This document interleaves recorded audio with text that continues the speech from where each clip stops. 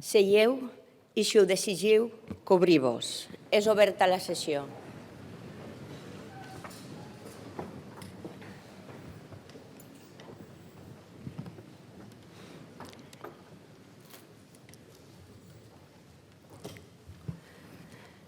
Benvingudes i benvinguts a la Universitat Jaume I.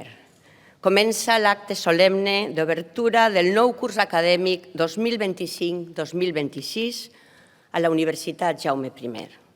Té la paraula la senyora secretària general.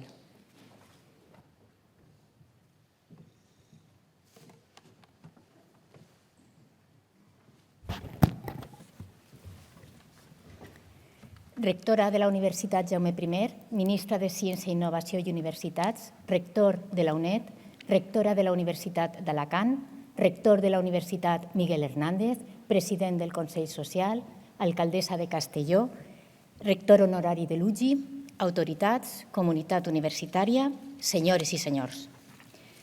Un any més, complint amb la tradició i el protocol acadèmic, l'acte d'obertura del nou curs comença amb la presentació de la memòria de l'anterior. Un curs que serà recordat per un inici dolorós i trist a causa de la tragèdia de la Dana, però que va activar tota la comunitat universitària i molt especialment el nostre estudiantat en una mobilització solidària de la joventut valenciana que va conmoure la societat. La memòria del curs acadèmic és com un llibre que s'escriu al llarg dels mesos, pàgina a pàgina, amb cada experiència i repte que hem afrontat.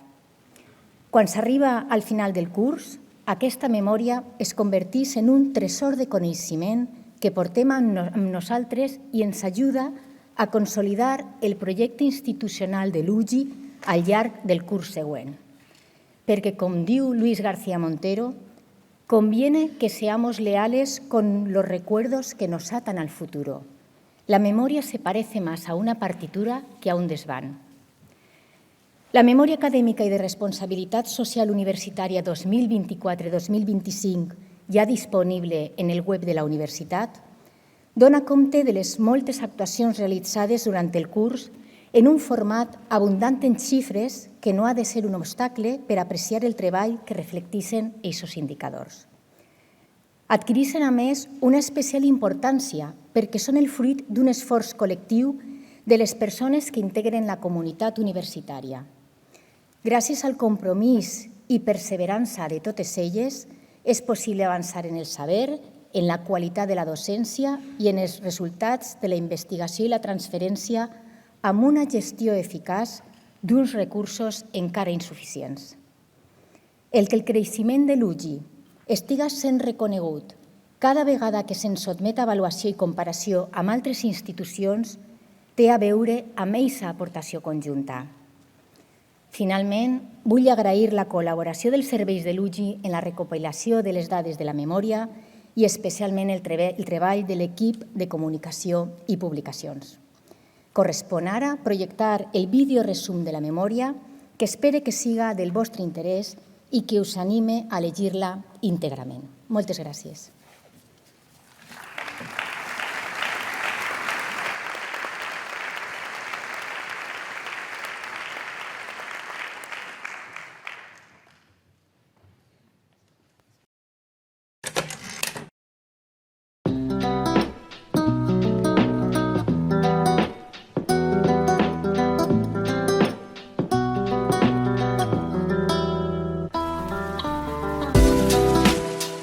En el curs 2024-2025, la Universitat Jaume I ha mantingut una posició destacada en els principals rànquings acadèmics i de recerca, amb la incorporació per primera vegada en el QS World University Ranking, una de les medicions internacionals més reconeguda per avaluar la qualitat de les universitats. Ha sigut un curs marcat per l'adaptació dels estatuts de l'UGI a la LOSU i per les mesures extraordinàries que s'han desplegat davant de la tragèdia de la Dana a la província de València. L'UGI compta amb un pressupost de 152 milions d'euros per a prestar el servei d'educació superior i investigació. Aquesta aportació de la universitat pública és la millor inversió per al present i el futur de la societat de Castelló i del seu entorn. L'any acadèmic es va inaugurar amb la lliçó Art, Poder Polític i Compromís Social, a càrrec de la professora de l'UGI, Rosalía Torrentes Clapés. Un curs on es va investir Jason Zenoz Iraghi, catedràtica de la Universitat del País Basc, com a doctora honoris causa de la Universitat Jaume I. En el seu 34è aniversari, l'UGI va lliurar la medalla de la universitat a Luis García Montero, director de l'Institut Cervantes, per la seva defensa de la cultura i el saber democràtic. La universitat va atorgar les distincions extraordinàries a Chipell, Asunción Ventura, Dolores Guillamont i Vicent Ventura a títol pòstum. Pel que fa a l'estudiantat, en aquest curs s'ha aprovat el Pla d'Ocupabilitat i Emprenedoria i s'ha reforçat el programa de beques i ajudes amb una convocatòria extraordinària per a respondre a la Dana. Aquesta catàstrofe va activar la campanya UGI Solidària, Acció per València, amb el lideratge del Consell de l'Estudiantat. En relació amb el PTGAS, s'ha completat el segon procés d'estabilització, el que representa una execució de l'oferta d'ocupació pública pràcticament del 100%. Així mateix, s'han desenvolupat accions estratègiques per a la reorganització estructural d'aquest col·lectiu. Respecte al personal docent i investigador, s'ha culminat el procés d'estabilització del professorat associat laboral, s'ha posat en marxa el programa Maria Goiri i s'ha incorporat personal investigador a través de programes d'atracció de talent. En el curs 2024-2025 s'ha iniciat el grau en Màrqueting i les tramitacions per a implantar el proper curs, els títols de grau en International Business Economics, el doble grau en Mestre o Mestra en Educació Infantil i Primària i el Màster Universitari en Gestió Administrativa. La Universitat Jaume I ha consolidat l'aposta per les microcredencials, que representen el 33% de la formació permanent, amb l'activació del Pla Microcreds. També s'ha iniciat aquest curs un projecte pilot de formació dual universitària en els graus en Química i Enginyeria Química per a connectar l'estudiantat amb la realitat del teixit productiu amb la col·laboració d'empreses de la província de Castelló. D'altra banda, la Universitat per a Majors ha aconseguit un nou màxim d'inscripcions i impulsa la seva internacionalització amb els projectes europeus d'educació per a adults. Aquest curs s'ha posat en marxa el programa d'iniciació a la innovació educativa, destinat especialment al professorat novell, i s'ha aprovat l'11è Pla de Formació del PTGAS. També s'ha presentat el portal web ProDigital, un projecte conjunt de les universitats públiques valencianes coordinat per l'UGI amb recursos educatius en obert per a la competència digital. La universitat té com a missió avançar en el coneixement oferint investigació de qualitat, innovació científica i transferència dels resultats. El segell europeu d'excel·lència en la recerca és el marc sobre el qual es basa la millora contínua dels processos en l'àmbit de la investigació. Durant el curs 2024-2025 s'han iniciat els tràmits per a la creació de l'Institut Universitari de Ciències de l'Educació. Dins del Pla de Promoció de la Investigació i Transferència de Coneixement, com a novetat, s'ha encetat un programa per a la creació de xarxes multidisciplinàries de recerca. A més, s'ha publicat la primera convocatòria de suport a projectes de ciència ciutadana. Durant aquest curs s'ha aprovat un nou marc per als processos de selecció de personal investigador seguint els principis de contractació oberta, transparent i basada en mèrits. També s'ha actualitzat el Codi de Bones Pràctiques en Investigació i Doctorat per adaptar-lo a nous reptes, com, per exemple, l'ús de la intel·ligència artificial en la recerca. Durant l'any 2024, l'UGI manté la tendència ascendent en la captació de recursos externs competitius per a la investigació i obté un nou màxim històric de més de 46 milions d'euros per a projectes en vigor. Al mateix temps, l'import total de la contractació amb empreses i administracions ha ascendit a 5,4 milions d'euros gràcies a la confiança en la nostra recerca de 154 entitats, 31 d'aquestes de caràcter internacional. L'Escola de Doctorat, amb l'objectiu de promoure la vocació investigadora, ha posat en marxa les primeres jornades de portes obertes. L'impuls a la innovació i l'emprenedoria ha millorat amb la creació del Consell Assessor d'Innovació i es consolida amb activitats i programes desenvolupats principalment a través de la càtedra INCREA i d'EspaiTec, el Parc Científic i Tecnològic de l'UGI. UGI Lab Innovació es consolida com un referent per al desenvolupament de projectes innovadors per part d'equips d'estudiantat. El programa compta amb la participació de 130 alumnes de 19 titulacions. Al llarg del curs s'han impulsat noves convocatòries de programes d'emprenedoria enfocades a transformar la creativitat i la innovació en nous projectes que generen valor i transferència tecnològica. L'any 2024 s'ha creat una nova empresa basada en el coneixement a partir de resultats d'investigació i s'han cursat 9 sol·licituds de protecció de patents. A més, s'ha mantingut el compromís per a apropar la ciència a la societat amb activitats de divulgació científica com Firugiciència, Science Go to School o les jornades Connecta amb la ciència, a més de projectes de ciència ciutadana com Micromón UGI. En l'àmbit de la internacionalització, s'ha impulsat l'estratègia amb Amèrica Llatina mitjançant visites institucionals a universitats referents de Mèxic, Colòmbia, Xile i Equador per refermar el posicionament global de la Universitat Jaume I. L'UGI consolida la seva participació en l'Aliança d'Universitats EDUC, European Digital University, i lidera el campus virtual del Consorci. A més, fomenta la cultura de la investigació i la innovació a través de la iniciativa EduQuite, un projecte que connecta les comunitats investigadores de les 8 universitats de l'Aliança. L'augment del 25% en el nombre d'estades de mobilitat internacional reflecteix la capacitat de l'UGI per atraure estudiantat estranger.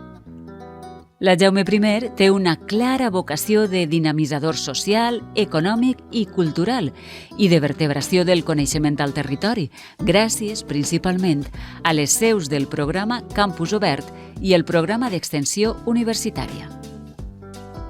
A més, el programa de mecenatge i patrocini ha captat més de 3 milions d'euros i ha tancat l'any 2024 amb 37 càtedres i aules d'empresa.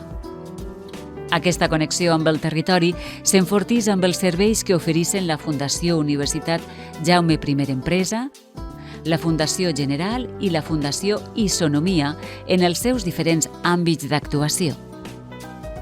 La Universitat Jaume I ha avançat en el seu compromís amb els valors universitaris amb la consolidació del model propi d'aprenentatge-servei i la política de protecció a la infància i a l'adolescència. En la promoció de la igualtat destaca l'aprovació del Pla d'Inclusió i No Discriminació, en un any en què l'UGI ha estat guardonada en l'àmbit europeu en reconeixement de les seues accions de promoció per la igualtat de gènere. El model cultural propi de la universitat fomenta la participació social, a més d'oferir propostes ja consolidades com Imaginària, el Reclam i tota la programació dels espais escènics i expositius. En el marc de la Universitat Estiu 2025 s'han presentat propostes formatives i culturals sobre ciència i polítiques públiques, la contribució de les dones i el feminisme a la democràcia i Amèrica en la literatura i el cinema. L'aposta de la universitat per promoure el multilingüisme en la comunitat universitària s'ha reforçat amb l'oferta d'acreditacions oficials de francès i italià. El programa Alumni Saugi, un espai de trobada per a l'antic alumnat, referma el seu creixement amb quasi 36.000 membres. L'UGI s'ha consolidat com un campus referent en innovació esportiva i un entorn promotor de salut integral. Les xifres avalen aquesta condició, ja que les instal·lacions esportives són visitades diàriament per quasi 300 persones. En l'àmbit de la responsabilitat social, l'UGI s'ha convertit en la primera universitat de la Comunitat Valenciana qualificada com a entitat valenciana socialment responsable.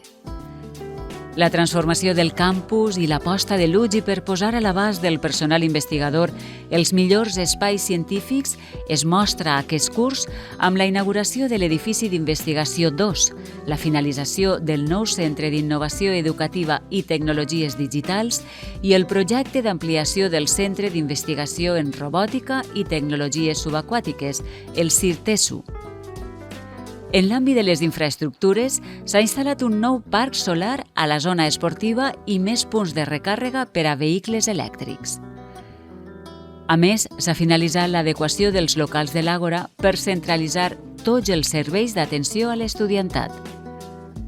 L'UGI manté el compromís amb la sostenibilitat ambiental. En 2024, més del 15% del consum total s'ha cobert amb energia renovable de producció pròpia.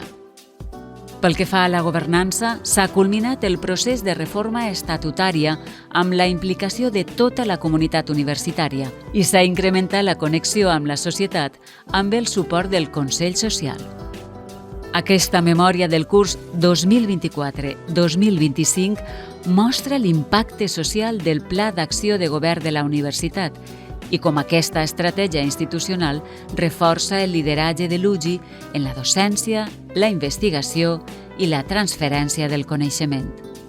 Això és possible gràcies al treball conjunt de tota la comunitat universitària i la col·laboració d'entitats públiques i privades que consoliden la Universitat Jaume I com una de les institucions que més valor afegit aporta al territori. La Universitat Jaume I de Castelló referma la seva responsabilitat social com a institució d'educació superior i aspira a contribuir al progrés del seu entorn a través de la generació de coneixement, la innovació i el desenvolupament social i cultural.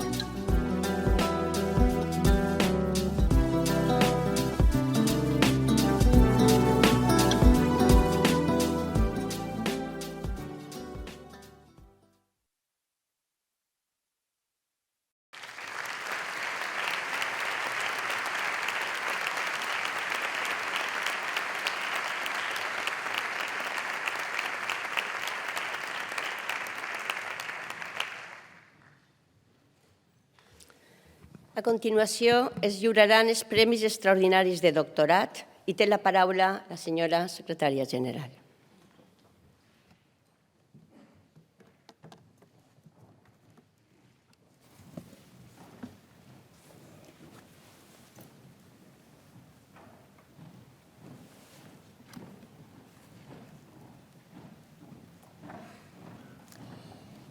Vistes les propostes presentades per les diferents comissions i d'acord amb la normativa sobre Premis Extraordinaris de Doctorat de la Universitat Jaume I, s'ha resolt concedir el Premi Extraordinari de Doctorat en la branca de coneixement d'Arts i Humanitats a Cristina del Carmen Fonseca Ramírez.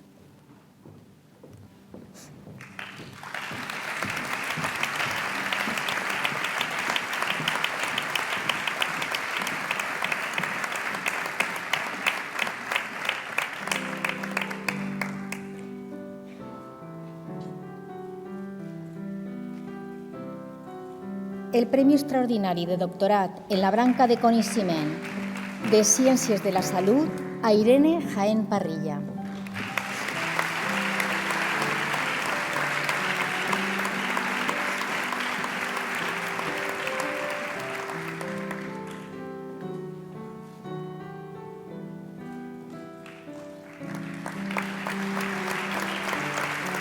Verónica Vidal Arenas.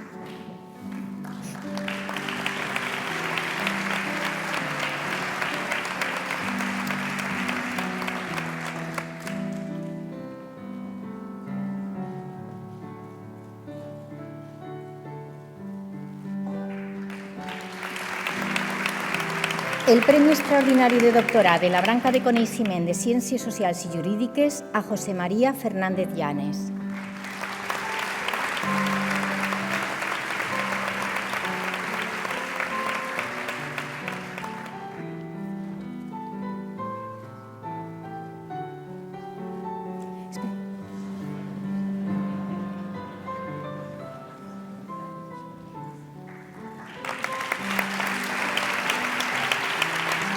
Verónica Martínez Borba.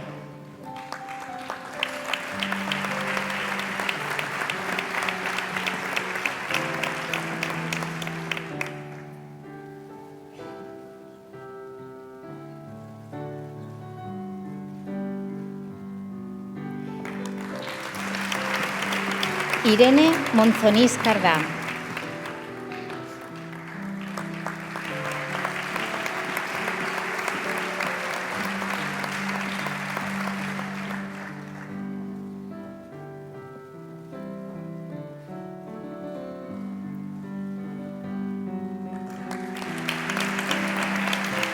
Chiara Vicente Mampel.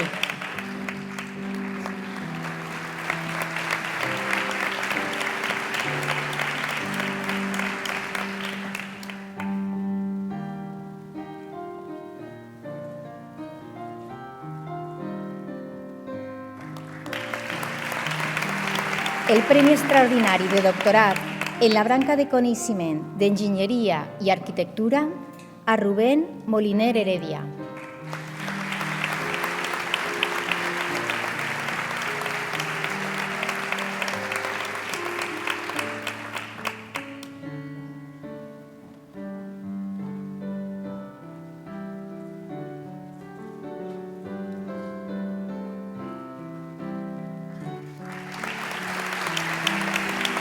Enhorabona a les persones premiades, felicitació que fem extensiva a la resta de premis extraordinaris de doctorat que per diverses raons no han pogut assistir a l'acte.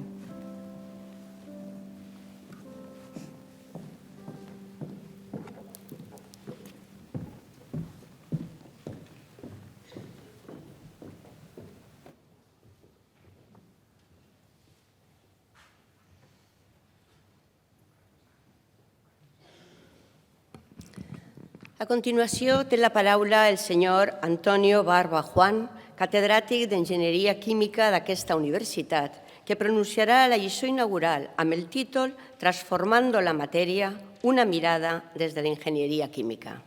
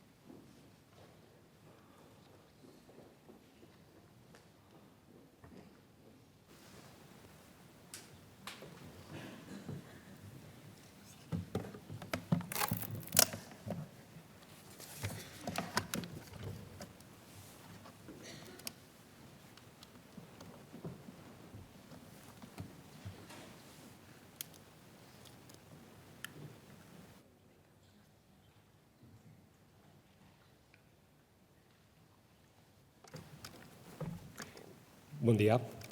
Señora rectora magnífica de la Universidad Jaume I, señora ministra de Ciencia, Innovación y Universidades, señores rectores magníficos de la Universidad Nacional a Distancia y de la Universidad Miguel Hernández, señora rectora magnífica de la Universidad de Alicante, excelentísima señora alcaldesa de Castellón, excelentísimo señor presidente del Consejo Social de la Universidad Jaume I, señor rector honorario de la Universidad Jaume I, señora secretaria general, autoridades, comunidad universitaria, compañeros, amigos y familia, señoras y señores.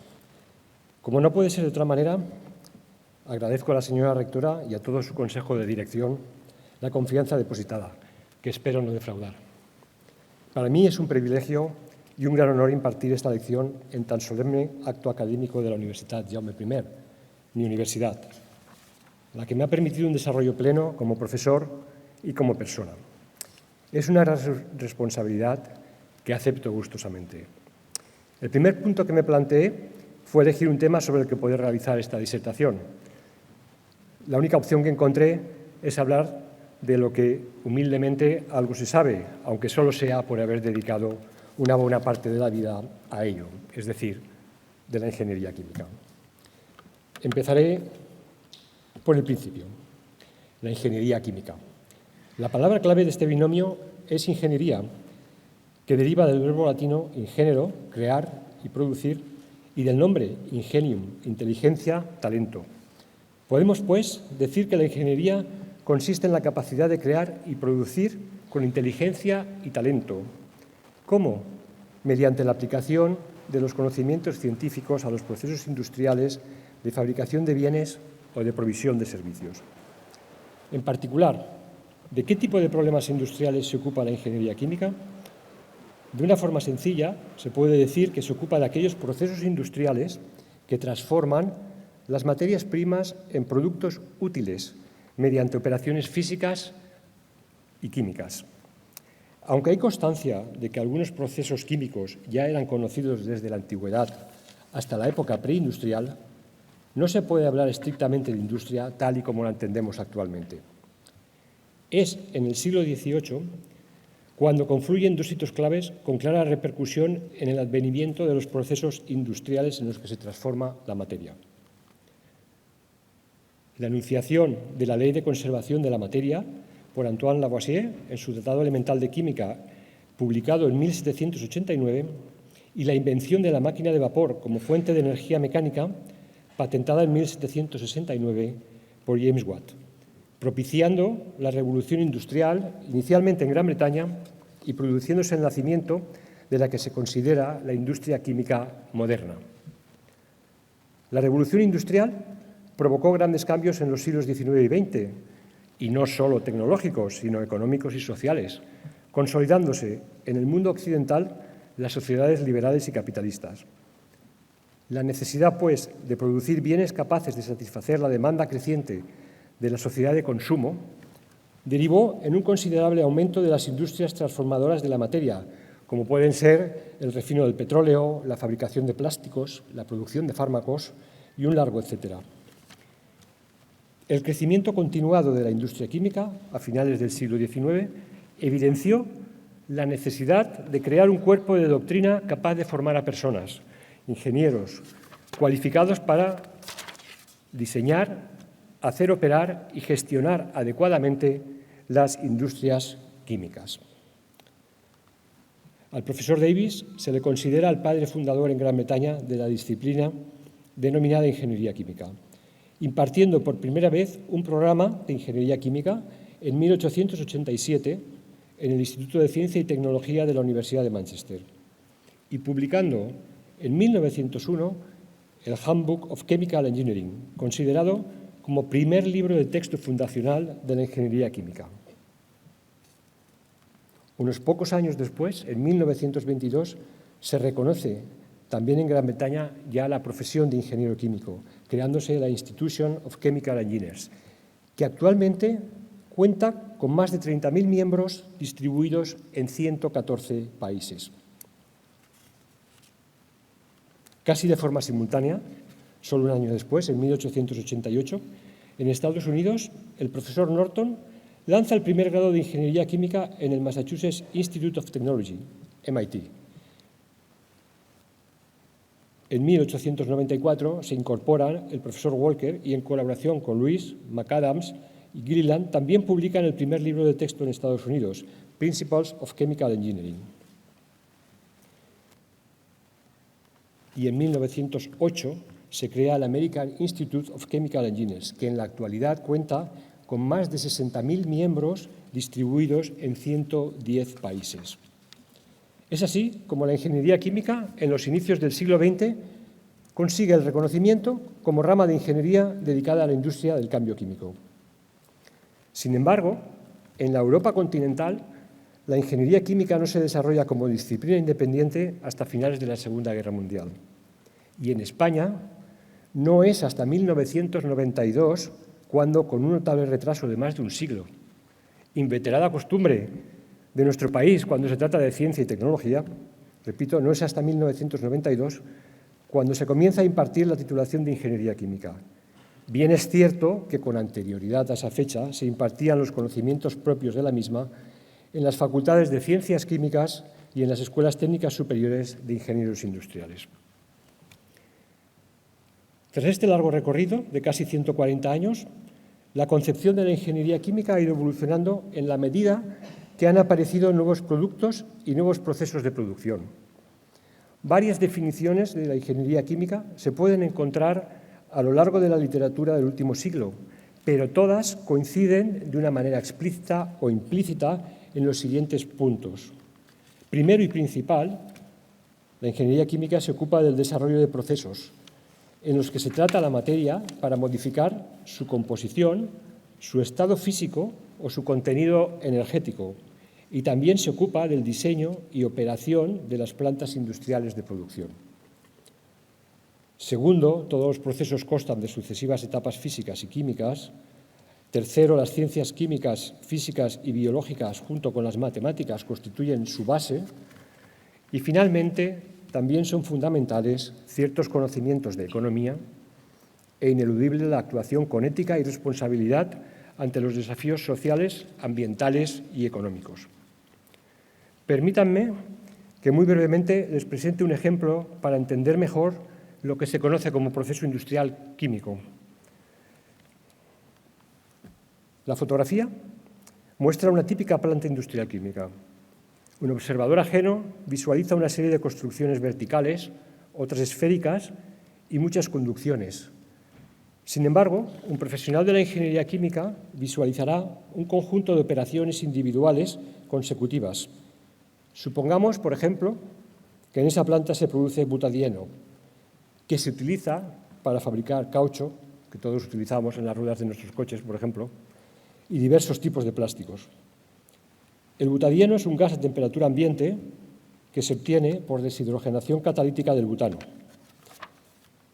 Esta figura muestra el proceso en continuo que visualizaría un ingeniero químico, pudiendo observarse la existencia de hasta 8 etapas consecutivas: un calentamiento del butano, que es la materia prima inicial, un reactor en el que se produce la reacción química que transforma el butano en butadieno, y a continuación otras 6 etapas consecutivas, todas ellas de naturaleza física, para finalmente obtener butadieno de elevada pureza.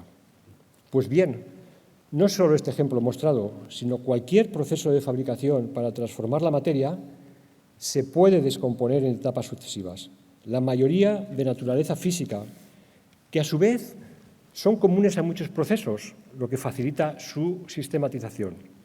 Esta idea es la piedra angular de la ingeniería química y fue propuesta inicialmente por el profesor Little del MIT en 1915, acuñando para cada etapa individual el término operación unitaria.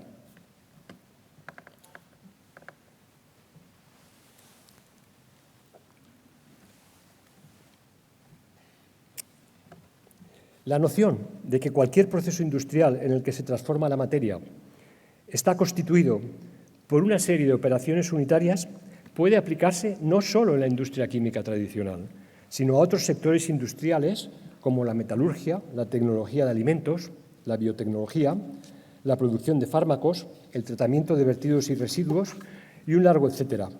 Y, por supuesto, también se puede aplicar a las industrias de fabricación de cualquier tipo de material, incluyendo los materiales cerámicos. La pregunta es ahora, ¿por qué hacer esta aproximación desde la ingeniería química al procesado de materiales cerámicos? Daré 3 razones. Una primera razón está ligada a las funciones intrínsecas de la universidad.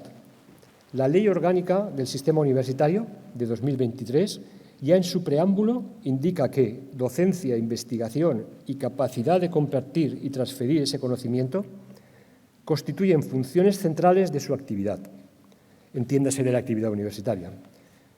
Estoy convencido de que los universitarios tenemos la obligación ética de transferir el conocimiento generado mediante la investigación al entorno territorial más próximo para contribuir al bienestar social, al progreso económico y a la cohesión de la sociedad. En definitiva, para mejorar las condiciones de vida de nuestros conciudadanos. La segunda razón es de carácter socioeconómico. El peso del clúster de empresas cerámicas en la economía de la provincia de Castellón es más que evidente. Solo daré un par de datos para subrayar esta importancia. En el año 2023, la cifra de negocio del subsector de pavimentos y revestimientos cerámicos fue casi de 5.000 millones de euros, con unos 15.000 empleos directos y representó el 2,1% del PIB industrial español. Y la cifra de negocio del subsector de fritas, esmaltes y colores cerámicos fue de más de 1.400 millones de euros, con casi 4.000 empleos directos y supuso el 0,6% del PIB industrial español. Una tercera y última razón es personal. Al acabar mis estudios de la licenciatura en Ciencias Químicas de la Universidad de Valencia, tuve la acertada iniciativa de ponerme en contacto con el profesor Escardino, don Agustín. Yo solo pretendía saber si era conocedor de alguna oferta de trabajo y tuve la buena fortuna de encontrarme con esta respuesta. ¿Por qué no te vienes a trabajar con nosotros? Ese nosotros hacía referencia al Instituto Universitario de Tecnología Cerámica y al Departamento de Ingeniería Química, entonces de la Universidad de Valencia, y desde 1991 de la Universidad Jaume I. Es ahí donde don Agustín se convirtió en mi maestro, en el sentido más noble y amplio de esta palabra, y donde me familiaricé con la aplicación de los principios de la ingeniería química a los procesos de producción de materiales cerámicos. Por material cerámico se entiende una amplia variedad de productos que incluye desde las cerámicas tradicionales hasta los productos conocidos como cerámicas técnicas o avanzadas, que se emplean en campos como la electrónica, la medicina, la energía, la defensa, la automoción, etc. Todos los procesos de fabricación de productos cerámicos consisten en la transformación de unas materias primas en forma de polvo particulado y de composición química bien definida, transformación en un producto sólido consolidado con una forma y unas propiedades físico-químicas determinadas. Dicha transformación se produce a través de un proceso complejo de fabricación constituido por varias operaciones unitarias, como recordarán, concepto clave de la ingeniería química, como ya he indicado, siendo algunas de las más relevantes las siguientes: el mezclado, la molturación y la incorporación de aditivos a las materias primas, la formación de gránulos, el conformado, la sinterización, amén de que cada producto pueda requerir de operaciones unitarias adicionales. Atendiendo a mi experiencia personal, centraré el resto de mi intervención en la operación unitaria de sinterización. El conjunto de operaciones previas a la sinterización permite obtener una pieza consolidada en verde, coloquialmente la pieza cruda. La operación unitaria de sinterización permite transformar esa pieza en verde en una pieza sinterizada con una elevada resistencia mecánica y unas buenas propiedades físicas. La aplicación de la termodinámica a un sistema de partículas revela que la sinterización tiene lugar porque disminuye la energía superficial total del sistema. Sin embargo, la velocidad a la que se produce es prácticamente nula a las condiciones habituales de presión y temperatura, pongamos una atmósfera y unos 20 grados centígrados, debido precisamente a la elevada energía de activación de este proceso. Es por eso que habitualmente se recurre a utilizar temperaturas elevadas, unos 1000 grados centígrados o superiores, y en lenguaje coloquial se suele hablar de cocción de materiales en lugar de sinterización.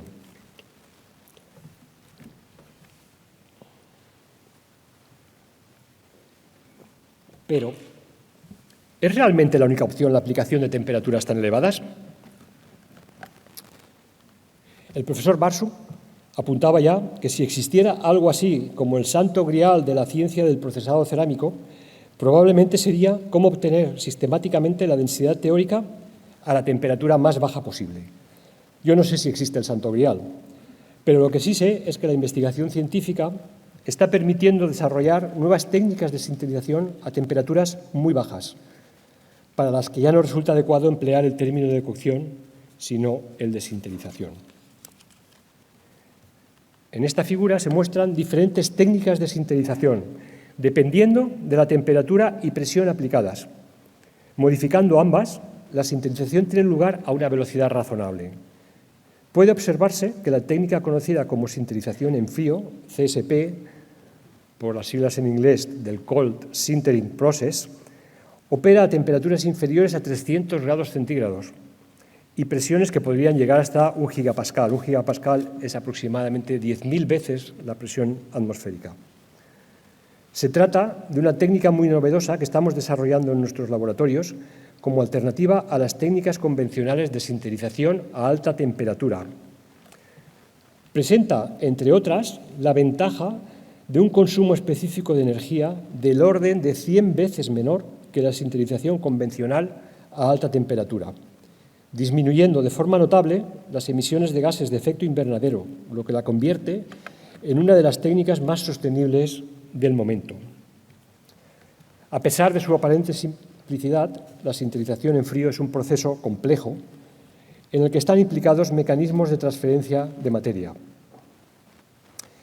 En efecto, el material particulado, mezclado con un líquido que se denomina fase líquida transitoria, se le aplica una combinación de alta presión y baja temperatura. El líquido disuelve los bordes de las partículas que se encuentran a elevada presión, formando una disolución que fluye hacia los poros entre partículas, donde la presión es mucho menor y el líquido se evapora, precipitando el material disuelto que rellena esos poros y promueve la densificación. En consecuencia, las variables determinantes son la presión, la temperatura y el tiempo de operación y la naturaleza y cantidad de la fase líquida transitoria. Su optimización permite conseguir microestructuras altamente densificadas, estables y con las propiedades físico-químicas requeridas. Expondré a continuación de forma muy somera uno de los casos estudiados en nuestros laboratorios. Se trata de la sinterización en frío de electrolitos sólidos para baterías de litio, siendo su propiedad física más relevante la conductividad iónica. Las baterías de litio se han hecho prácticamente indispensables en el mundo actual por dos motivos principales. Uno, para garantizar la portabilidad de los dispositivos que en mayor o menor medida todos utilizamos en la actualidad: teléfonos móviles, relojes inteligentes o coches eléctricos. Y dos, como solución para almacenar a gran escala el exceso de energía generada a partir de fuentes renovables, pero intermitentes, como son la solar y la eólica. Sin embargo, las baterías recargables de litio actuales presentan graves inconvenientes, como la sensibilidad a las altas temperaturas, la toxicidad y la dependencia de materiales escasos y estratégicos, como el cobalto, el níquel y el litio, sujetos a constantes fluctuaciones de precios en el mercado y a merced de la geopolítica internacional. Pero, sobre todo, presentan riesgos potenciales para la seguridad, debido a la inflamabilidad de uno de sus componentes. En efecto, un recorrido por los medios de comunicación de solo el último año y medio revela un número apreciable de accidentes provocados por las baterías de litio, tanto en las industrias productoras como en los usos particulares. Para comprender por qué suceden de forma relativamente frecuente estos accidentes, hay que entender cómo está construida una batería recargable de litio. Su funcionamiento se basa en el almacenamiento de energía química y su conversión en energía eléctrica. Básicamente consta de tres elementos: el cátodo, electrodo positivo, donde se almacenan los iones litio y los electrones durante la descarga; el ánodo, electrodo negativo, donde se almacenan los átomos de litio durante el proceso de carga; y el separador, que es una membrana porosa polimérica que separa físicamente el ánodo del cátodo, evitando cortocircuitos. Además, esta membrana va humedecida con un electrolito líquido para posibilitar la difusión de los iones litio entre el ánodo y el cátodo. Pues bien, aquí está el problema actual, en el electrolito líquido, puesto que se trata de una mezcla de líquidos orgánicos muy volátiles y altamente inflamables. ¿Qué se puede hacer con este electrolito líquido? La respuesta es aparentemente muy sencilla: cambiarlo por un electrolito sólido, buen conductor de iones, ignífugo y que también actúe como separador estable a altas temperaturas, es decir, dos componentes en uno. De esta forma, todos los componentes de la batería serían sólidos, ofreciendo mayor seguridad y mejor estabilidad térmica y electroquímica. Uno de los materiales más prometedores es el conocido como LATP, que permite la difusión de los iones litio por su interior, pero su idoneidad para actuar como electrolito sólido de una batería no depende exclusivamente de la composición química. Podemos decir que la composición química es la condición necesaria, pero no suficiente. Y es aquí donde entra de nuevo la ingeniería química, para producir un electrolito consolidado, sólido, a partir de ese polvo de LATP, que presente una buena conductividad iónica junto con una buena resistencia mecánica para impedir su rotura. En nuestros laboratorios hemos determinado los valores óptimos de las variables de la operación unitaria de sinterización para sinterizar en frío, como he indicado anteriormente, además, el LATP pulverulento, destacando que hay que aplicar una presión de 700 megapascales, unas 7.000 veces la presión atmosférica, pero a tan solo 150 grados de temperatura. Se consigue así un electrolito sólido, químicamente estable y con una conductividad iónica casi del mismo orden que la que presentan los inflamables electrolitos líquidos. Asimismo, el estudio de la influencia que las mencionadas variables de operación ejercen sobre la propiedad física final, la conductividad iónica, permite modelizar la velocidad de densificación, lo que a su vez posibilita abordar el cambio de escala de laboratorio y diseñar la operación unitaria de sintetización a escala de planta piloto y posteriormente a escala industrial. Finalizaré esta lección con unas consideraciones y reflexiones finales fruto de mi experiencia universitaria. En primer lugar, he pretendido clarificar el objeto del ámbito de conocimiento denominado ingeniería química. Desde sus casi 140 años de andadura como rama de la ingeniería, al menos en el mundo anglosajón, la ingeniería química es la ingeniería de los procesos industriales en los que la materia se transforma, bien sea mediante cambios físicos, cambios energéticos y, en algunos casos, un cambio químico. Dicho ámbito de conocimiento se nutre de las matemáticas y de las ciencias físicas, biológicas y químicas, pero su objeto es el desarrollo de procesos en los que se transforma la materia, así como el diseño y la operación de las plantas industriales de producción. Confundir la ingeniería química con alguna de las ciencias básicas, como por ejemplo las ciencias químicas, es una afirmación sin rigor, que sin duda conduce a graves confusiones y equívocos. Por ese motivo he comenzado la lección hablando del concepto de ingeniería, que reitero, es la palabra clave del binomio ingeniería química. En segundo lugar, he pretendido mostrar cómo los principios de la ingeniería química trascienden más allá de su aplicación a la industria química tradicional y son aplicables a cualquier proceso de fabricación industrial en el que haya algún tipo de transformación de la materia, tanto de naturaleza física como química. Y esto es lo que he intentado transmitir con el ejemplo de la aplicación de dichos principios a los procesos de fabricación de materiales cerámicos, en concreto para la fabricación de electrolitos sólidos para baterías de litio. Además, la aplicación de los principios de la ingeniería química al procesado representa en nuestra universidad un claro ejemplo de éxito de cooperación universidad-sector industrial, mediante la realización de investigación aplicada, transferencia de tecnología y también formación de recursos humanos. Esto me lleva a una reflexión más genérica. Se puede transitar desde los principios básicos y fundamentales de la ingeniería química hacia conocimientos particulares, específicos o especializados, como pueden ser los requeridos para el procesado de materiales o de alimentos o para la fabricación de productos farmacéuticos, etc. Pero el camino inverso, que supondría caminar desde el conocimiento particular hacia el dominio de los principios básicos de un campo de conocimiento, es altamente improbable y lleno de dificultades. Y por último, una consideración más general. Creo que sería apropiado realizar una profunda reflexión, en principio basada exclusivamente en criterios académicos, sobre la conveniencia o no de establecer estudios universitarios cada vez más especializados y focalizados, con el riesgo de olvidar los fundamentos científicos y el conocimiento generalista, que precisamente son los que nos han permitido alcanzar los conocimientos especializados.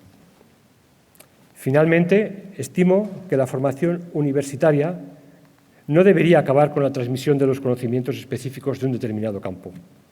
Creo que hoy es más necesario que nunca no olvidar una de las ideas de Ortega y Gasset acerca de la universidad, ya en el año 1930, y que a mi modo de ver, tristemente, aún hay que insistir y perseverar en ella. Una de las funciones clave de la institución universitaria es formar personas con los conocimientos técnicos y científicos propios de un área o un campo de conocimiento, pero, sobre todo, formar personas con amplia cultura y capacidad de pensamiento crítico. No perdamos de vista que, con toda probabilidad, los estudiantes universitarios de hoy serán los dirigentes de la sociedad del futuro cada vez más cercano. Si la señora rectora me permite medio minuto más y romper mínimamente el protocolo, estoy seguro de su benevolencia. No quisiera finalizar esta lección sin reiterarle de nuevo mi agradecimiento por la invitación.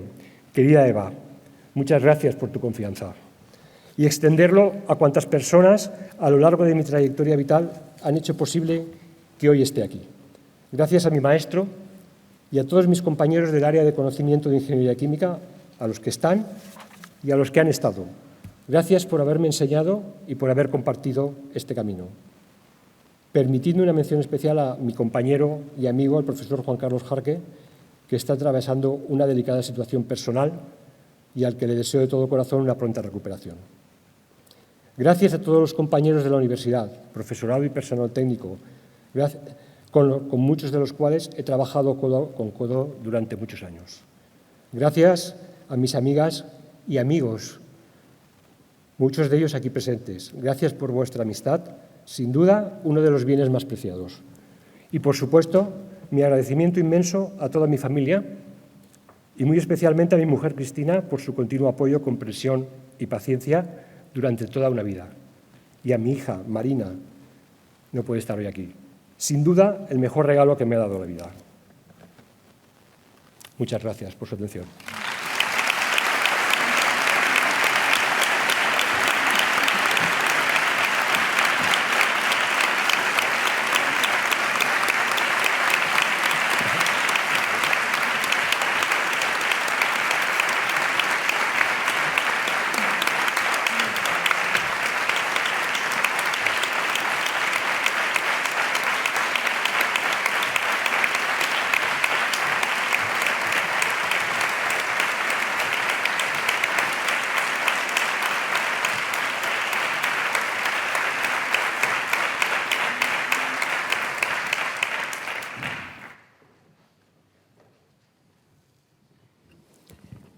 I a continuació té la paraula la senyora ministra de Ciència, Innovació i Universitats.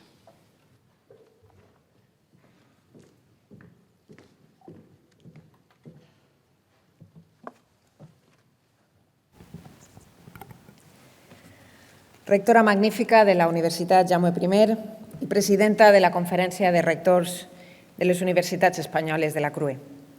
Alcaldessa de Castelló, subdelegada del Govern a la província de Castelló, rectors magnífics de les Universitats Nacional d'Educació a Distància de la Universitat Miguel Hernández, rectora magnífica de la Universitat d'Alacant, president del Consell Social de la Universitat Jaume I, alcaldes i alcaldesses de la província de Castelló, presidenta de l'Acadèmia Valenciana de la Llengua, resta d'autoritats, comunitat universitària, mitjans de comunicació, senyores i senyors, professor Barba, enhorabona per la lliçó inaugural.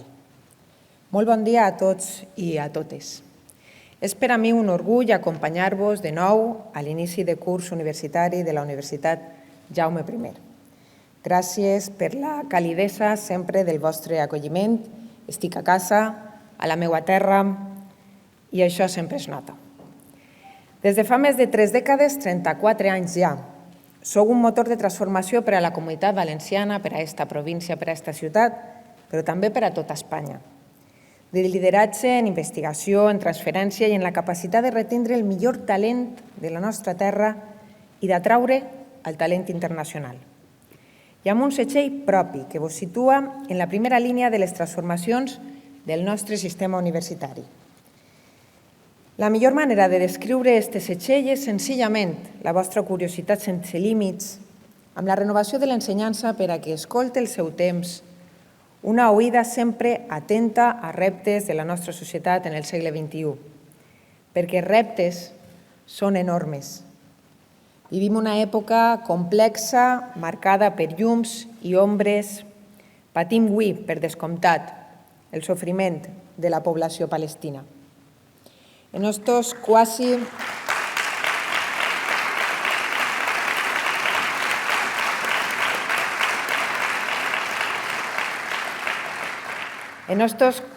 2 anys comptem desenes de milers de morts. Una xifra aborronadora i insuportable.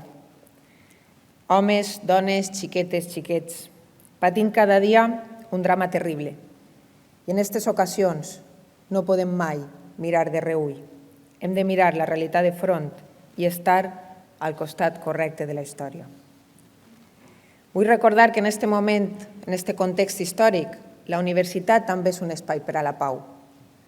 La pau és condició de tota la resta, de la ciència, de la innovació i de la democràcia. I a la Universitat Jaume I sabeu ben bé de què parle, perquè sou una referència internacional amb els vostres estudis internacionals de pau, conflictes i desenvolupament i amb la Càtedra UNESCO de Filosofia per la Pau. Vull agrair-vos en aquesta obertura de curs també esta llavor. Fa una setmana, en la Universitat Internacional Menéndez Pelayo, la vostra rectora, Eva Alcón, en la seva condició de presidenta de la Conferència de Rectors i Rectores de les Universitats Espanyoles, recordava un dels principals reptes de tot el sistema universitari, l'ocupabilitat i la capacitat d'emprenedoria de l'estudiantat i dels seus projectes emergents. La rectora va fer una reflexió que vull compartir amb vosaltres, espero no estar xafant gran part del discurs. Deia, tindre un títol universitari ja no assegura un treball estable i concorde a la formació perquè persisteix la sobrequalificació, la rotació primerenca i la inserció en llocs de treball per davall del nivell acadèmic. Vull dir clarament que comparteix aquesta preocupació i el compromís de fer-li front des del govern d'Espanya. Perquè la universitat no forma únicament professionals, ho deia també el doctor professor,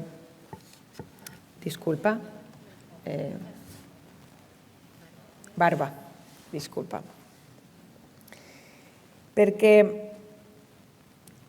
cada jove que aconsegueix una ocupació digna o que posa en marxa un projecte innovador aporta el coneixement, el creixement econòmic, a la cohesió social i a la confiança de tots i totes en el futur, la confiança democràtica. Cada vegada que un estudiant aconsegueix una ocupació no sols aconsegueix una meta personal important, està contribuint a més a que el nostre país funcioni. Tinc un problema d'altura en l'atril, no sé si ho heu notat, però tinc els papers allà baix. No sé si podem solucionar-ho abans que continuï. Gràcies. I disculpeu,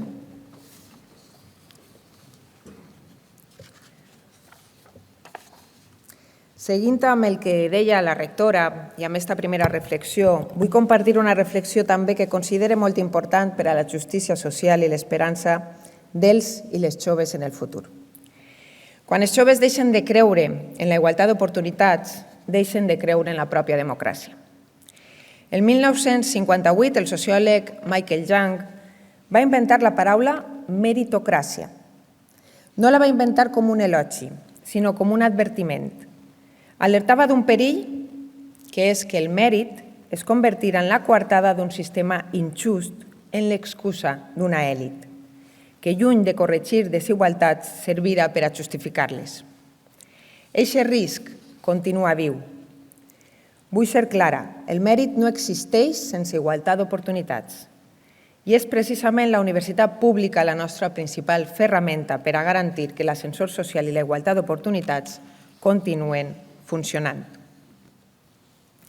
Segons l'últim informe, el de l'any 2025 de la OCDE, a Espanya, 3 de cada 4 fills de persones amb estudis superiors arriben també a la universitat o a la formació professional superior. mentre que apenes ho aconsegueixen 1 de cada 3 joves amb pares que no han acabat l'educació secundària obligatòria. El mateix informe assenyala que tindre estudis superiors significa un 76% més d'ingressos i, a més, més salut, més ocupació i més satisfacció vital. La universitat multiplica les oportunitats i augmenta substancialment l'ocupabilitat. I no pot ser una herència familiar. Ha d'arribar a cada jove, independentment de la seva renda familiar o del lloc on ha nascut. Esta és la base de la nostra democràcia. Des del govern estem treballant de la mà de les universitats per a aconseguir-ho, amb polítiques, amb lleis i amb programes concrets. Per posar exemples, hem reforçat com mai el finançament de la investigació en les universitats. Sols a l'any 2024, l'Estat espanyol va destinar 1.000 milions d'euros a finançar projectes d'investigació de les universitats.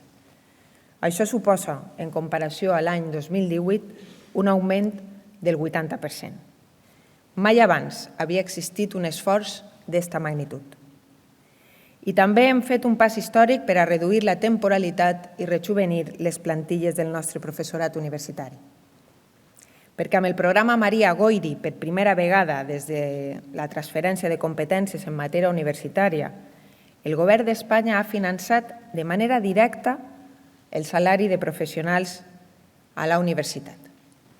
900 milions d'euros fins al 2030 anem a destinar per a contractar professorat ajudant doctor. En total, 5.636 places, de les quals el Ministeri en finançarà 3.426 durant 6 anys.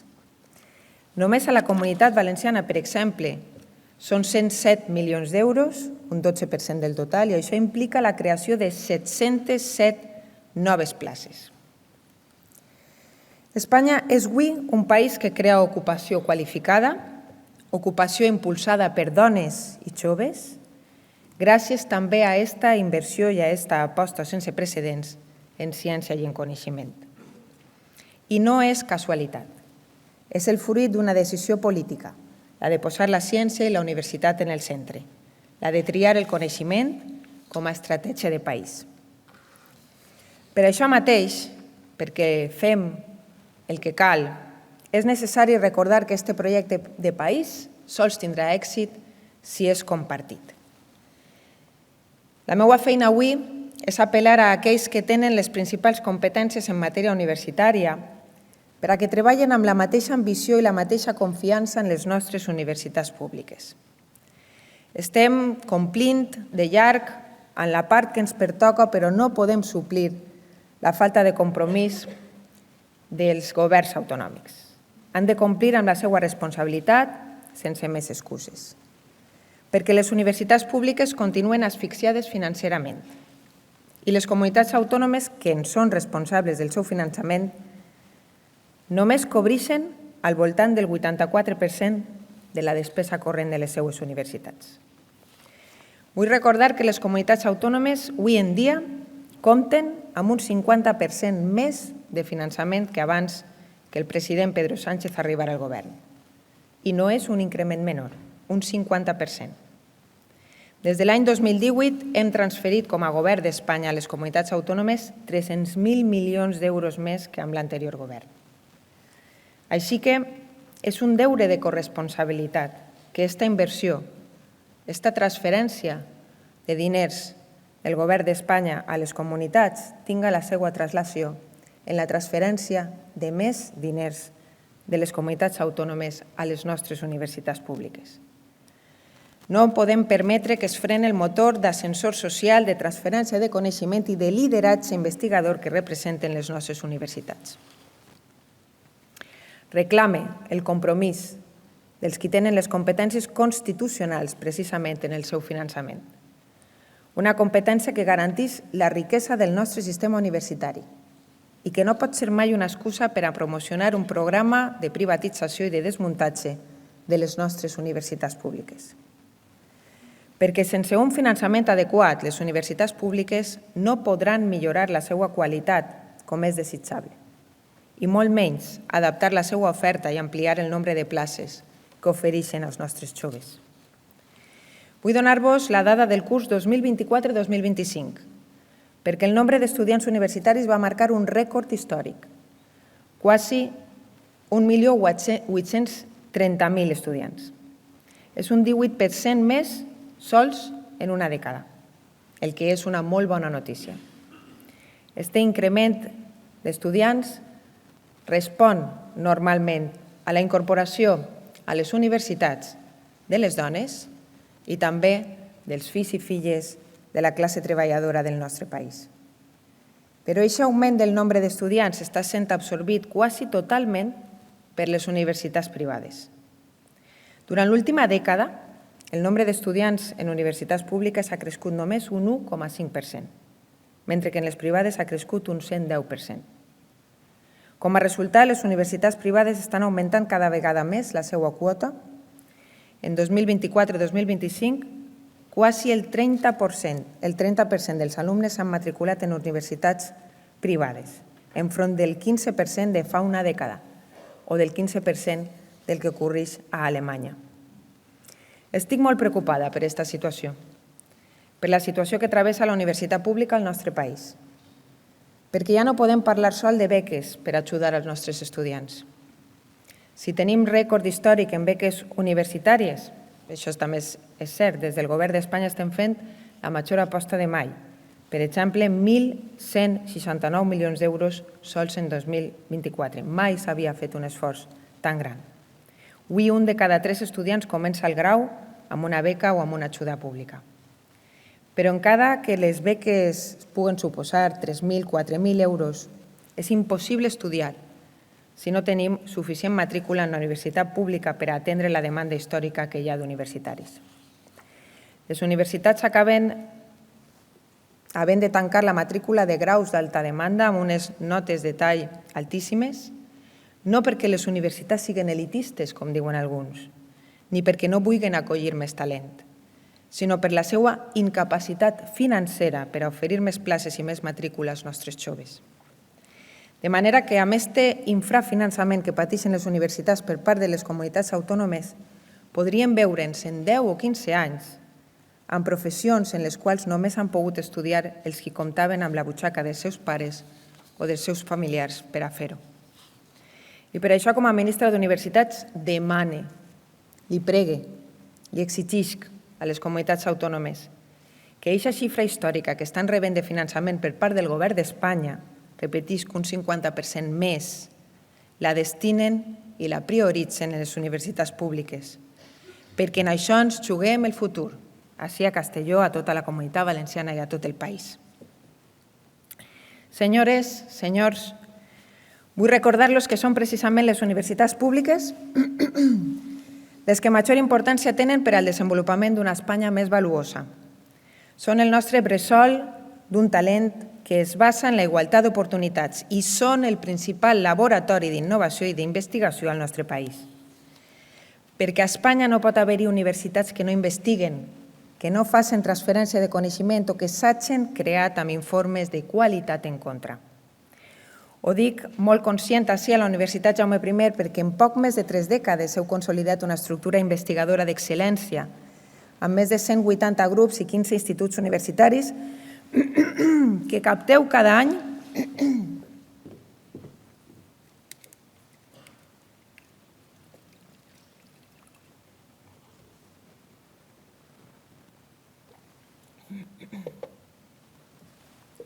repetisc, així a la Universitat Jaume I heu consolidat una estructura investigadora d'excel·lència amb més de 180 grups i 15 instituts universitaris que capteu cada any desenes de milions d'euros en projectes competitius. Un esforç que vos ha permès obtindre el setxell europeu de qualitat de la investigació, felicitats, rectora, i millorar de manera constant en els seus principals rànquings internacionals.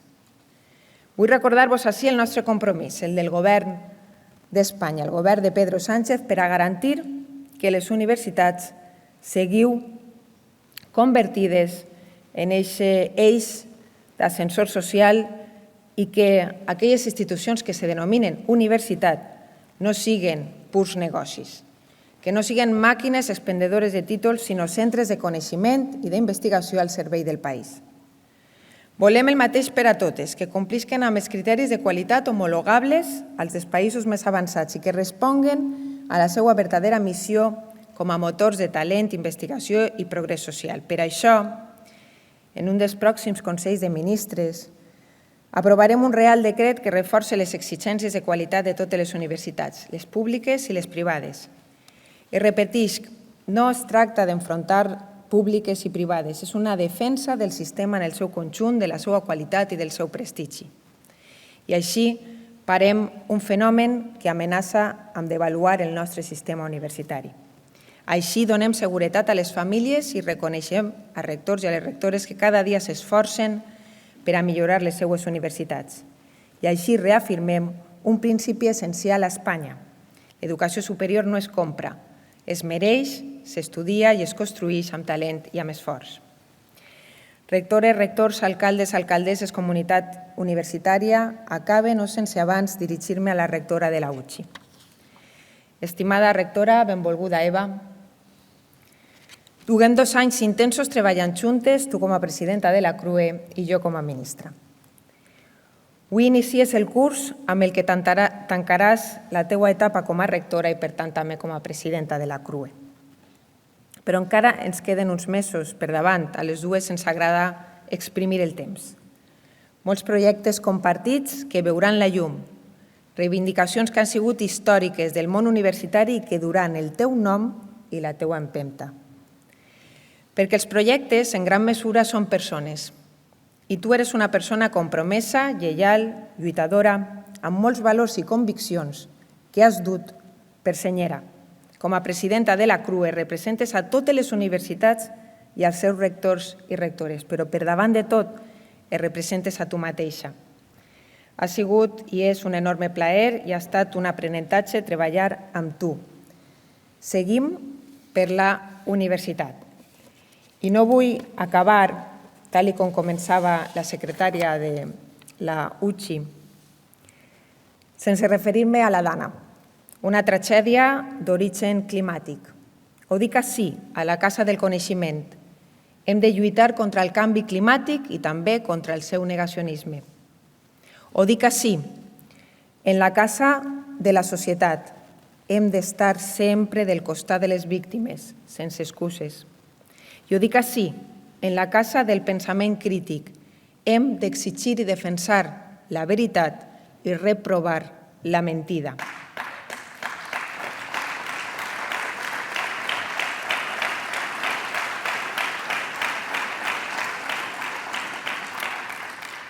Si no ho fem, quedarem atrapats en aquell 29 d'octubre. Devem mirar al futur amb l'esperança que assenyalava Estellés. Hi haurà un dia en què no podrem més i aleshores ho podrem tot. No cap la resignació. Hem de construir un futur alternatiu i millor. Avant i bon curs a totes i a tots.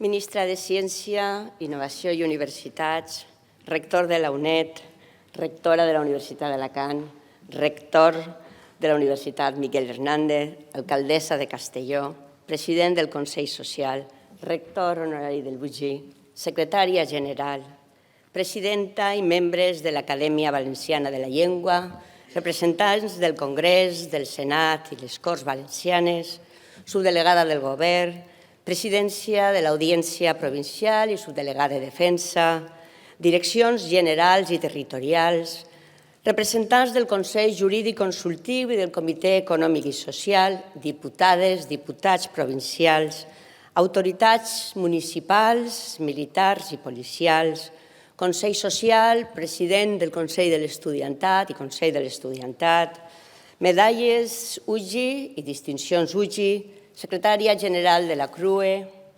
Consell de Direcció, delegada la rectora per a la reforma dels estatuts i vicerectores adjunts, representants de les universitats valencianes, anteriors rectors, direccions i equips de centres i departaments, professor Barba, querido Toni, fundacions, direccions hospitalàries, entitats socials i professionals, associacions empresarials, mitjans de comunicació, comunitat universitària, senyores i senyors. Molt bon dia. Com cada setembre, obrim un nou curs acadèmic a la Universitat Jaume I. I com sempre, les meves primeres paraules són d'agraïment per comptar amb la vostra assistència. Us he dit moltes vegades. La vostra presència en l'inici de curs, especialment la de les persones que no falleu mai, és la millor mostra de suport a la Universitat Pública de Castelló. Per tant, gràcies de tot cor. Igualment, com cada any, vull recordar a les persones de la comunitat universitària que s'han deixat i a qui tenim ben presents. Fins ací pot semblar un inici de curs més, però veureu que no ho és. En primer lloc, no ho és perquè durant el curs 2025-2026 celebrarem el 35è aniversari de la Universitat Jaume I. Una efemèride on posarem en valor l'impacte social que generem a través de la creació i transmissió de coneixement i de la innovació. També aprofitarem per reafirmar el nostre compromís fundacional amb el territori, la cultura i la llengua pròpia. I no oblidarem la nostra responsabilitat social impulsant valors com la igualtat, la inclusió, la sostenibilitat i la pau. Aquest aniversari, com s'ha dit en la memòria acadèmica i de responsabilitat social, arriba just en el moment en què la Universitat Jaume I ha entrat per primera vegada en el QS World University Ranking, on es constata que la Universitat Jaume I està entre el 4,5% de les millors universitats del món. Són uns bons resultats i un motiu d'orgull per a la comunitat universitària que ho fa possible. Però, com moltes vegades recorden l'alcaldessa i el president del Consell Social, també són motiu d'orgull per a la societat de Castelló. I ho és perquè comptar amb una universitat pública de qualitat és, sense dubte, un motor de progrés i de benestar per a Castelló i la seva província, com molt bé saben les alcaldesses i els alcaldes que avui ens acompanyen. Per nosaltres, tan important és aquest reconeixement extern com renovar la confiança dels joves que trien la UGI per a construir el seu futur. Enguany comptem amb 2.800 estudiants i estudiantes de nou ingrés, a qui dona una càlida benvinguda. Sabeu que l'UGI serà durant els propers anys i per a sempre la vostra casa. Així mateix, felicite l'estudiantat que avui heu rebut el Premi Extraordinari de Doctorat. Aquest diploma acredita el vostre talent i excel·lència en l'estudi. Em consta que darrere hi ha moltes hores d'esforç i dedicació. Per tant, l'enhorabona de tot cor a vosaltres i a les vostres famílies. El segon motiu, perquè tampoc serà un curs més, és perquè el maig es produirà un canvi d'etapa institucional. Se celebraran eleccions a claustre, rectorat, direccions de centre. No tinc cap dubte, com tampoc la tindran els 5 rectors que avui ens acompanyen, que la comunitat universitària abordarà aquest procés amb responsabilitat i sentit institucional, contribuint d'aquesta manera a enfortir la nostra universitat amb noves idees i noves perspectives. Però, com dic, això serà el mes de maig. En els pròxims mesos, com també ha dit la ministra, hem de centrar-nos a consolidar l'impuls que ha experimentat l'UGI en els últims anys. En la videomemòria acabem de veure el dinamisme de la universitat en el darrer curs. Secretària General, benvolguda Cristina, moltes gràcies per aquesta presentació. Un agraïment que vull fer extensiu a la vicerectora de Responsabilitat Social, a tots els serveis i a totes les persones que l'han feta possible. Partint del que hem impulsat fins ara, el full de ruta per al proper curs 2025-2026 inclourà l'aprovació del Centre d'Estudis Propis i Formació Permanent, Una iniciativa pensada per atendre les necessitats de formació al llarg de la vida i adreçada a totes les persones i les diferents organitzacions i entitats, moltes de les quals també ens acompanyeu avui. De la mateixa manera, treballarem per a renovar el segell europeu de qualitat de la recerca, una decisió que demostra l'enorme compromís amb una investigació ètica i d'impacte social. Un bon exemple d'aquest compromís és la trajectòria del professor Barba, que en la lliçó inaugural de curs ha evidenciat l'èxit de la col·laboració entre la universitat i el sector ceràmic, un sector clau per al nostre territori. Benvolgut, Toni, gràcies per la magnífica lliçó. Enhorabona. Enhorabona i gràcies per recordar-nos l'obligació ètica de compartir i transferir el coneixement a l'entorn més pròxim i contribuir d'aquesta manera al progrés econòmic, al benestar i a la cohesió social. Per a seguir avançant en aquesta línia, aquest curs enfortirem les estructures de suport i gestió de la ciència, per exemple, amb l'entrada en funcionament del nou servei de gestió de la investigació i transferència. A més, us anuncie la posada en marxa del Centre d'Innovació Educativa i Tecnologies Digitals, que a la vegada acollirà el nou Institut Universitari de Ciències de l'Educació. I un altre equipament científic que millorarem encara més les seues prestacions serà el Centre d'Investigació en Robòtica i Tecnologies Subaquàtiques. Conscients que necessitem apostar i apropar el nostre potencial científic a la societat, vertebrarem la divulgació de la ciència en tot el territori, inclòs el món rural. Igualment, treballarem per a obtindre el segell internacional d'ocupabilitat i emprenedoria de l'ANECA. Ho farem perquè parlar d'ocupabilitat és un gest de responsabilitat amb el talent que formem. I parlar d'emprenedoria és cultivar una cultura de proactivitat i de generació de riquesa en el nostre territori. A més, no renunciarem a la projecció internacional de l'UGI, de la mà d'Europa, com sempre ens recorda el professor Michavila, però molt especialment a través del Consorci Europeu EDUC, del que formem part des de l'any 2022. Igualment avançarem en la nostra estratègia de cooperació en Amèrica Llatina. Finalment, culminarem la reforma dels nostres estatuts i elaborarem, entre altres, el quart Pla d'Igualtat i el catàleg de bones pràctiques culturals universitàries. Bé, coincidireu amb mi que tenim per davant una intensa activitat institucional que requerirà el treball en equip del meu Consell de Direcció, a qui agraïs un any més la seva dedicació i compromís.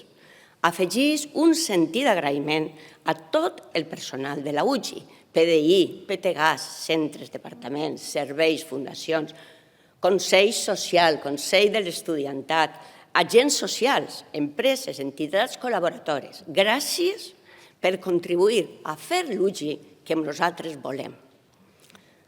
L'acció institucional requerirà, en altres casos, la col·laboració entre institucions.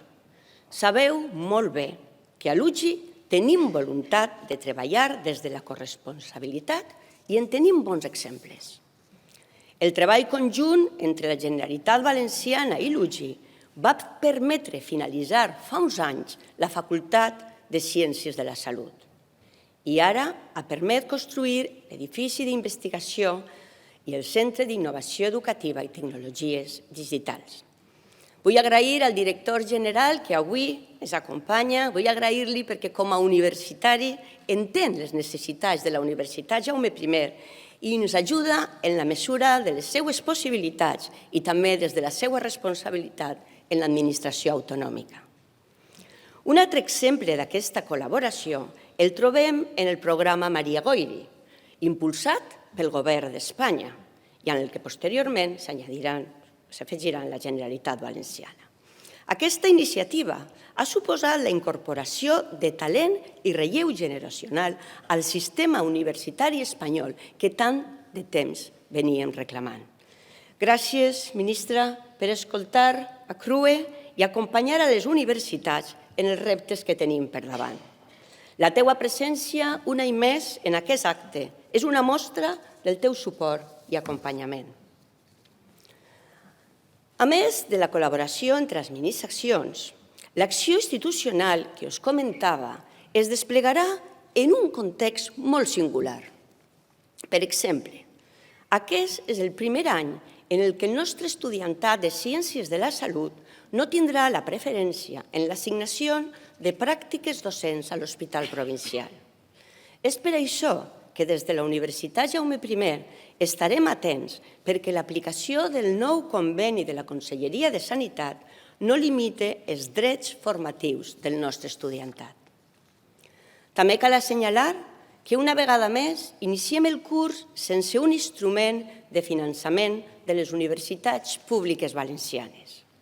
És cert que comptem amb el compromís de la Generalitat de posar-lo en marxa i sabem que les negociacions en els equips econòmics van avançant.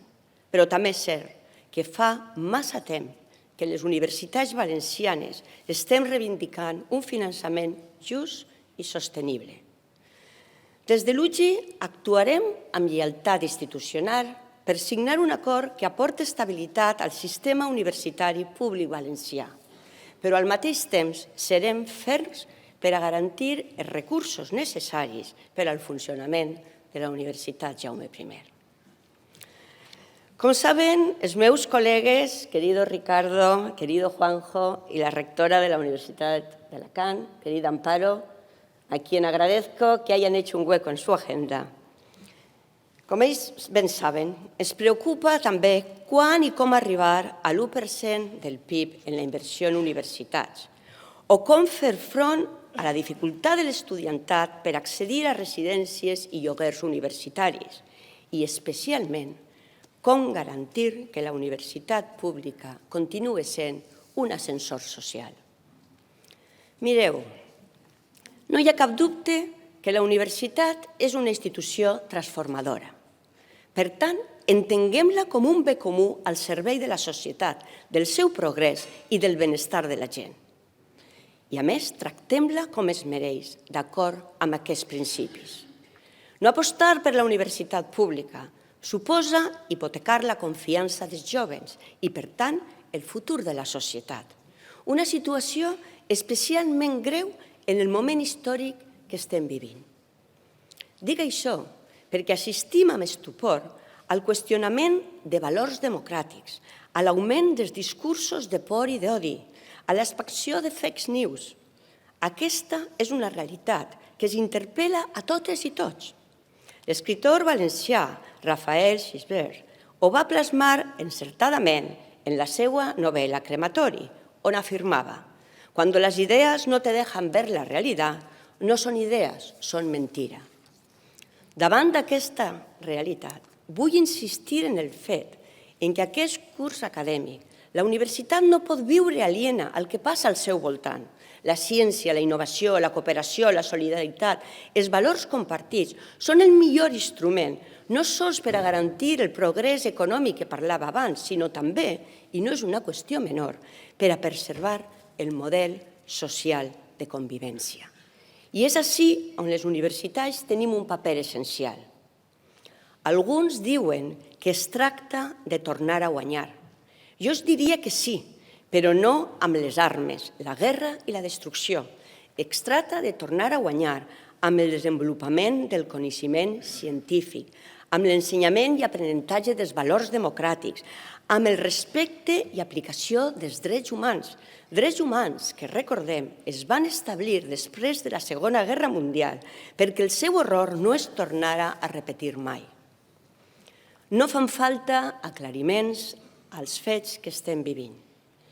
És hora que la comunitat universitària de l'UGI diga no als totalitarismes globals que denigren els valors democràtics que ha costat tant de mantindre a Espanya, a Europa, a Amèrica Latina i, en definitiva, al món. Per tant, nosaltres, com Raimon, medalla de l'UGI, diem no. Nosaltres no som d'eixe món. L'UGI no és d'eixe món. No som una universitat indiferent a les desigualtats, ni a les injustícies, ni als afans bel·licistes. L'UGI som una universitat convençuda del potencial de la formació universitària de qualitat, que aposta per la investigació responsable i els valors universitaris amb la finalitat de construir societats més justes, sostenibles i resilients. ICE no sols és un repte d'aquest curs, és un repte permanent de la universitat com a institució d'educació superior i és el gran repte de la societat del nostre temps.